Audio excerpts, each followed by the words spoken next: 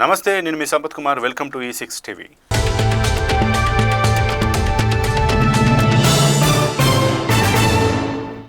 Revenue రికార్డుల్లో పేర్లు ఎక్కినంత మాత్రాన ఎలాంటి హక్కు లేదా టైటిల్ సంక్రమించదని హైకోర్టు స్పష్టం చేసింది. భూమి వర్గీకరణ, పంటల స్వభావం, భూమి శిస్తు కోసం మాత్రమే పహనీలో పేర్లు నమోదు లేదా రెవెన్యూ ఎంట్రీలు ఉపయోగపడతాయని పేర్కొంది. రెవెన్యూ రికార్డుల్లో ఎంట్రీలను ఎప్పుడూ రికార్డ్ ఆఫ్ రైట్స్గా భావించరాదని తెలిపింది. రెవెన్యూ ఎంట్రీల వల్ల ఎలాంటి హక్కులు సంక్రమించబోవని, ప్రస్తుతం ఉన్న హక్కులు హరించుకొని పోవని పేర్కొంది. భూమిపై హక్కు ఎవరిది అనేది సంబంధిత సివిల్ కోర్టులోనే తేలుతుందని స్పష్టం చేసింది.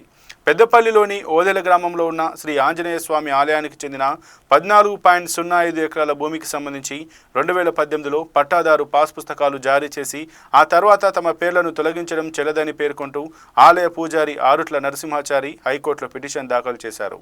వాదనలు విన్న జస్టిస్ సివి భాస్కర్ రెడ్డి ధర్మాసనం ఆ వివాదాన్ని ఎండోమెంట్ ట్రిబ్యునల్లో తేల్చుకోవాలని సూచించింది.